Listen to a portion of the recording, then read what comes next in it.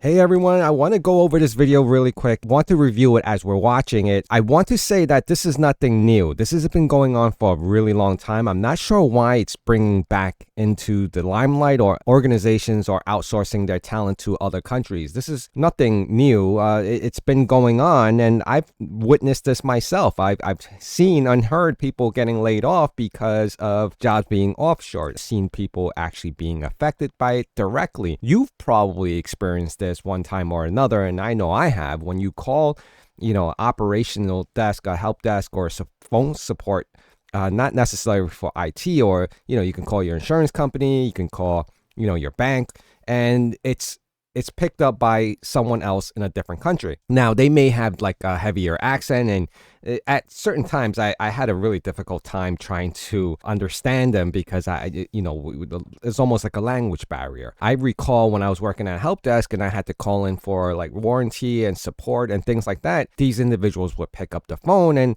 we're communicating, but we were having a really difficult time. And I realized that organization probably saw all that happening and then brought back a lot of the jobs. But as costs went up and things started, not working well financially, it went right back out again. So let's dive a little deeper into what's going on over here. Around 3.4 million tech jobs. That's the number of positions that were outsourced in 2024. Across the country, thousands of hardworking Americans are losing their jobs and being replaced by foreign workers. Lower hiring costs in countries such as India, the Philippines, and China have led tech companies to hire workers outside U.S. borders. Dozens of UCSF workers are out of a job tonight. The reason? Cheaper labor overseas. I mean, that's nothing new, right? I mean, it only makes sense. If you own the organization, you would do the same, right? You outsource or you find the cheapest labor that you're still legally bounded to, right? You're not doing anything illegal, but it's not helping the current country that you're sitting in. So it's very debatable. So let's keep on going. 8% of firms are using more contractors and more outsourcing, 10% more offshoring. With nearly 3 out of 10 American tech workers fearing their jobs may be relocated to another country, job insecurity in the tech sector is tangible. Imagine your high-paying job is being outsourced to a lower-paying country. Now imagine you have to train your replacement. It's something the president has railed against and something that's currently happening. With nearly 64% of tech companies planning to continue outsourcing, the trend does not seem to be slowing down.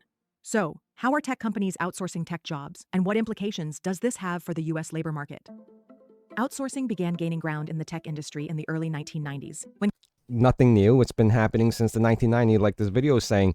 Now, I think this is resurfacing because of too many jobs are being offshored. What I was thinking, like, you could probably just pick yourself up and move to one of these countries, and you probably be hired, a high percentage of you being hired there, right? And living off that country's value of living, right? The money is definitely probably going to be, you can make a lot less and still survive there, opposed to making the money that they're offering there in the United States, where it wouldn't be a livable wage.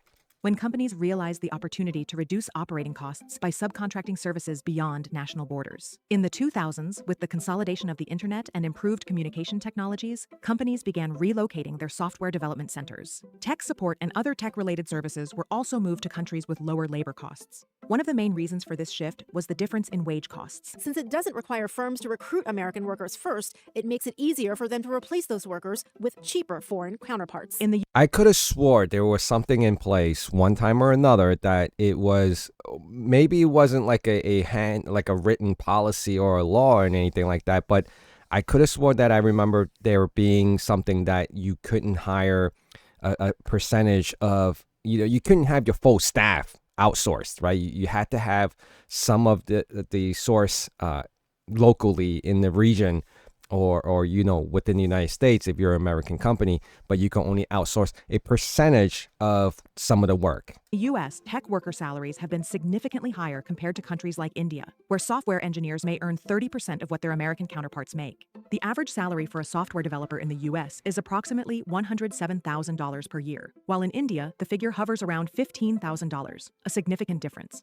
Outsourcing has allowed tech companies to dramatically reduce their operating costs, resulting in higher profit margins and, in many cases, more competitive prices for their products and services. The average cost of a software developer in the U.S. is around $60 per hour. In contrast, the cost of a programmer in India can be as low as $20 per hour, depending. Now, here's another comment I want to make is that, you sometimes get what you pay for. Now, the other problem is offshoring a lot of your talent runs the risk of, data leaking. Right. the monitoring of that person's access, not knowing exactly where your data is sitting. And we've had this problem, and I say I've worked for a company in the past where they were really skeptical of offshoring, even though they were doing it because of cost, but there was a higher percentage and a higher chance of having a compromise because they couldn't monitor how it is like today, right? You have more tools, you got more security posture, you got better architecture. 10, 15 years ago, we didn't have that, right? All you had was a VPN, and you really, realistically, if you assigned an account, right? If you had an account for someone that was working offshore or overseas, you didn't know if it was really that person, right? Anyone could have just, collaborated and doing double shifts or whatever, having a different person work on it. It wasn't, you would probably set up a meeting like once a week, but beyond that, like you really don't know who's accessing the data or where it's sitting at, right? They could be sitting at an internet cafe doing this type of work. You really wouldn't have known.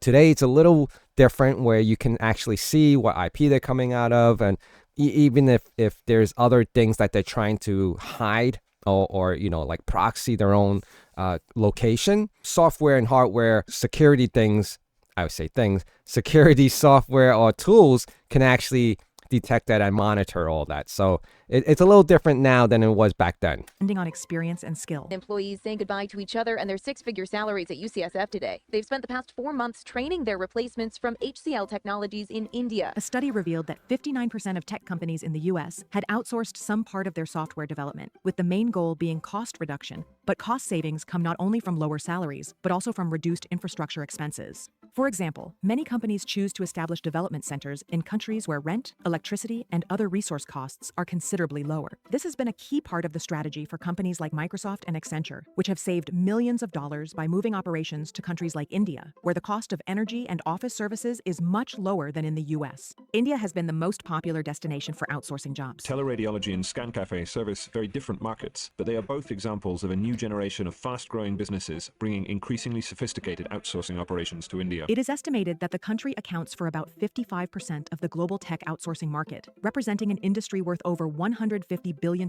annually in tech exports. Moreover, as the most populous country in the world, India is home to over 4 million professionals in the tech field, making it the leading provider of low-cost talent for tech companies worldwide. They are now planning to outsource 400 IT employees, 200 here in Connecticut, to 2 companies in India. Other popular destinations include the Philippines, China, and Brazil. In the Philippines, the outsourcing industry grew significantly over the past decade, reaching an estimated value of... I also want to mention it's not just a matter of outsourcing it, but it's also a matter of them granting visas for them to come over to work for that low-paying salary as well. So you have to consider that. It's not all about, just offshoring it and, they're going to sit at home and they do whatever they need to do there, or if they have a remote office, but they also have the option or have been doing, which I've seen myself, bringing these talents over from there with a visa, and they can continue doing the same type of work at half the pay.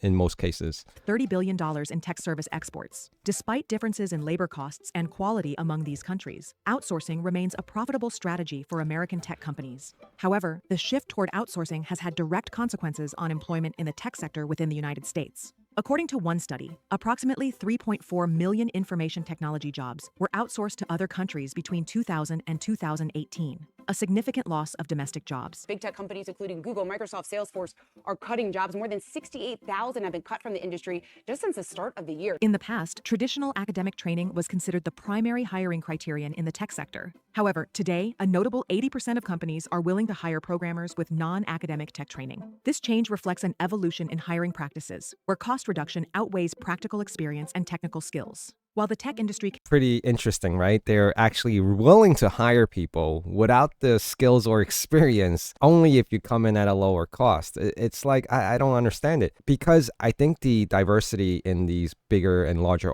organizations, they have that ability, right? Everyone just does a small percentage. If you're reviewing code, you're probably reviewing a certain amount of code. If you're a SOC analyst, you're probably going to only look at this one tool's alerts. If you were that large of an organization where your team is like 15, 20 people, everyone is assigned a very specific task, probably not as you're not going to grow as much, and you're going to be very stale. Like you're going to just be doing the same repetitive thing. Watching and reviewing logs on a Splunk console or CrowdStrike or whatever other platforms that, QRadar, whatever it is that you are aware of or and that's all you're going to look at every day. It's probably no different than like you're the automation of that. Right? You're just part of it. And now that AI is stepping into it, it's reducing that headcount even more. Continues to grow, companies also prioritize efficiency and balance in their hiring strategies. This approach aligns with current perceptions of the U.S. tech job market, where 21% of developers express concerns about job security, a notable increase from the previous year. But the reality is we're seeing this in more than just the tech industry. There likely will be more layoffs across multiple industries. On the other hand, some companies have implemented staff relocation policies to mitigate the negative effects on employment. Companies like Google and Apple, for example, have established development centers in the U.S. to maintain part of their workforce domestically, while outsourcing other operations to low-cost regions. In 2025, Apple... That's where that balance comes in, where I said, I thought it was like mandatory, but seems optional, right? Portion of their employment, and then outsourcing the cheaper labor, certain tasks overseas. Apple announced it would invest over $500 billion in the U.S. over the next 4 years. This plan includes building a new plant to assemble AI servers and expanding the capacity of its data centers in several states. However, the trend toward outsourcing does not appear to be diminishing, as tech companies continue seeking ways to cut costs and boost profits. These tech titans are pointing to overhead costs as a reason for the layoff. It is estimated that 64% of tech companies in the country plan to continue outsourcing tech services over the next 5 years. On the other hand, outsourcing may decline in the coming years due to factors like automation, which can replace certain functions currently outsourced.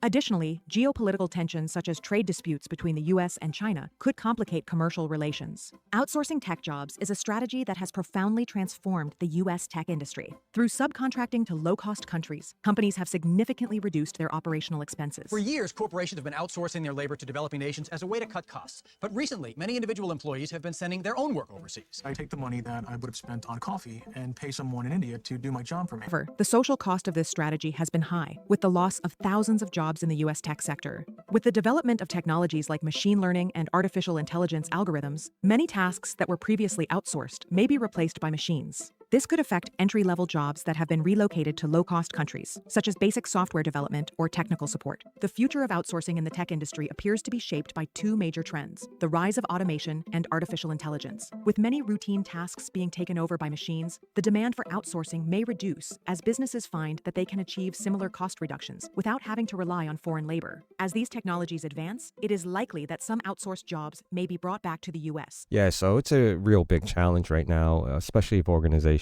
I really feel like there should be something in place where you have to retain 75 or maybe even 80% of your talent domestically opposed to offshoring. But offshoring definitely saves a lot of money. In the video, it actually states that, in the US, if you hire someone, it's like 100,000 compared to 15,000 in India. I'm pretty sure they're considering the fact that, in the United States, if you're hiring someone, you got to pay them healthcare, you got to pay them sick leaves, and you have to pay workman comp if they get hurt or injured on the job. So many factors in there, providing these benefits to them, retirement plans, and contributing a portion, a percentage matching. Things like that definitely add up to cost. When an organization hires someone for 100,000, it's actually costing a lot more if they're a full-time employee compared to hiring a consultant. And when you hire a consultant, if they take time off, you don't pay them for that. So they're not working. If they're not working, they're not getting paid. They could legitimately take off vacation days and things like that. They can request that. Even consultants here, right? Any person that that work as a consultant, some consultants do not get paid for the time they don't work. So any time you take off is obviously not part of that income. So yeah, it's really difficult. So what are the challenges right now? The challenge is that this is affecting not just, developers or programmers. Don't get that wrong. You see a lot of people coding and stuff there, but this applies to cybersecurity in many ways. SOC 1, SOC 2, a lot of it's automated, reviewing logs and besides even headcounts, that's on top of that, on top of the offshoring is AI taking over a lot of these jobs as well. So it's really challenging right now. Is there a solution going forward? It's really difficult. I don't know. Any one of us is definitely could be, offshored as far as work. I could definitely be. It's challenging enough because this is not about history repeating itself. This is a new revelation. There's nothing that we can do or say can predict what's going to happen in the next year or 5 or 10 years from now. It's hard to say all that because I'm just left speechless as well. Now, this video has been coming to light, even though it's been released 3 days ago. It's nothing that hasn't been happening because it said it since the 1990s. But why is it surfacing now again, right? Because internet speeds, communication between countries, you could talk to anyone in a matter of seconds. You could create a Zoom call and talk to someone across the world. So if I could find that person across the world and communicate with them instantly, why do I need to hire people here? And I think that's where the problem is, right? I wish I had a solution, but I just wanted to share that with you. Yeah, it's a scary time right now because there's so many things that are unpredictable. So I hope, make some sense of this. I wish there was something I could make sense of. And I'm just at a loss myself. So appreciate it. If you want to, start a discussion, please comment below and let me know what your thoughts are on all this. A lot of jobs may not be able to offshore. That those are trade work stuff. If you're a plumber, you can't offshore that, right? If you're an electrician, you can't do that. But technology, IT, anything that runs on the wire, easily. All right. Thank you guys for being here. Please hit that like, comment, subscribe, and I'll see you guys again really soon. Take care.